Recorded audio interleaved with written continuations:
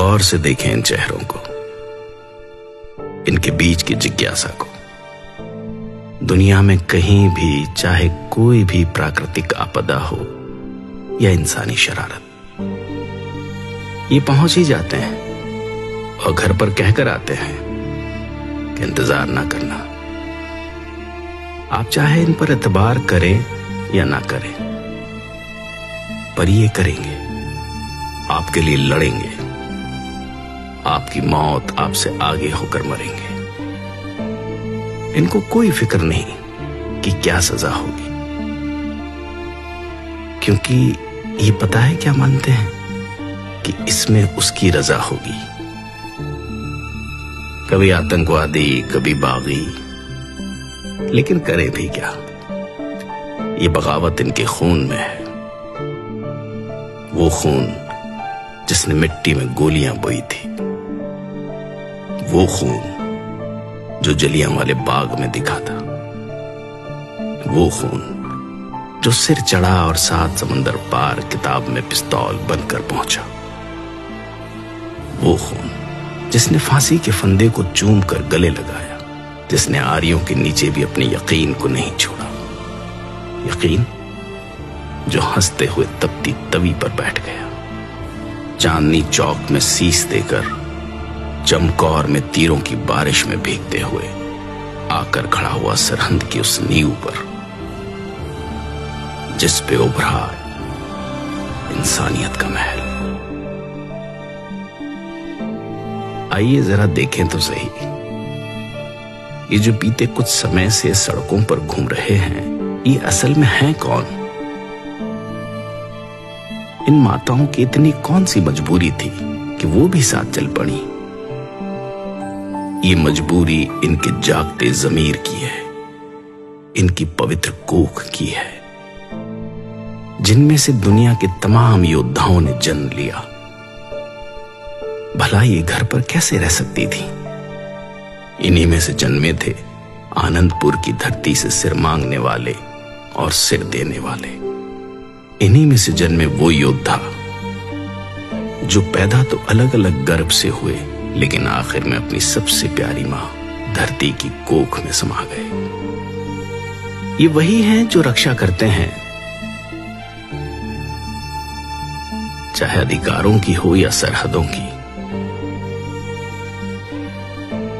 दोनों तरफ एक ही पिता के बेटे हैं,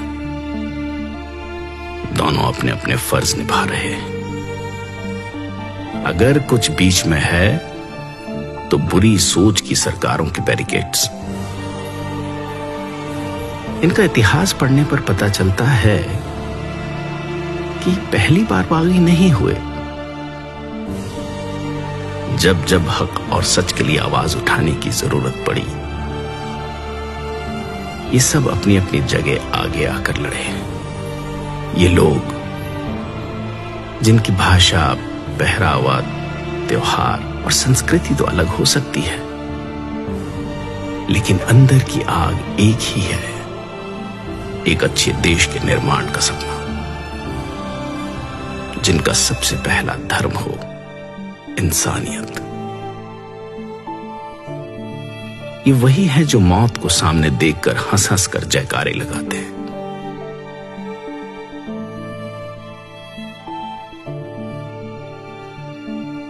गोरे तो इस देश से चले गए, लेकिन अपनी सोच इन कुर्सियों के आसपास ही कहीं छोड़ गए। जिन पर बैठने वाले चेहरे तो बदलते हैं, लेकिन लोगों को बांटकर राज करने की बुरी नीयत नहीं बदलती। लेकिन ये कैसे लोग हैं जो हर बार इस बंटवारे को गिरेबान से पकड़ लेते हैं?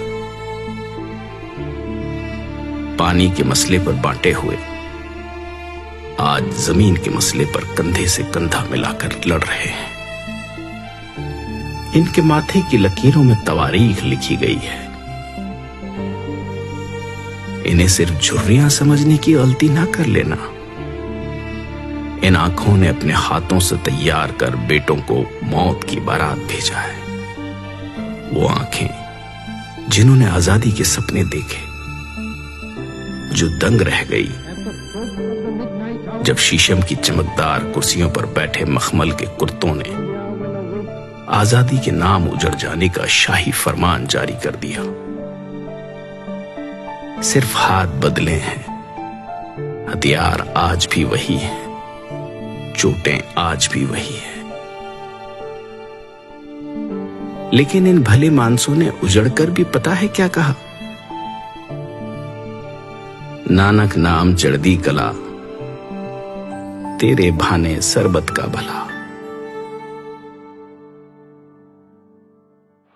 आप रूप अमीक अन पुस्तते प्रकटोत गर्भगन सरपन्नन आप रूपतोत भागेना भंगनात्मक। ईश्वर की रजा को सबसे ज्यादा मानने वाले किसान सब कुछ यही तो पाल रहे हैं।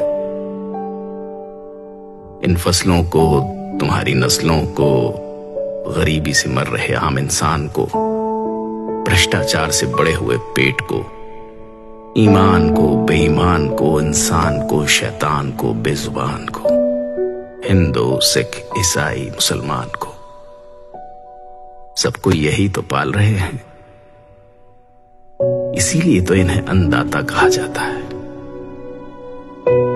लेकिन अफसोस, आज जब यह अन्नदाता अपने वजूद के लिए सर्द रातों में घर परिवार छोड़कर सड़कों पर उतरा, तो ऊंची छतों वाले कमरों में हीटर ऑन कर गर्म रजाई में बैठकर लोग इनको आतंकवादी कह रहे हैं।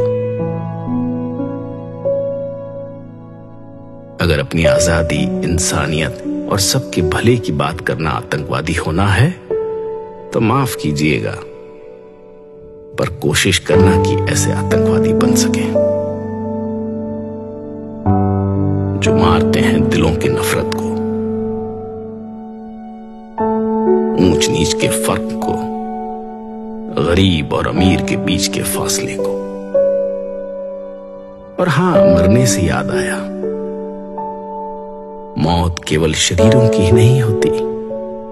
शीशे के सामने खड़े होकर आंखों में आंखें डालकर देखिएगा, कहीं अंदर कुछ मरा तो नहीं हुआ।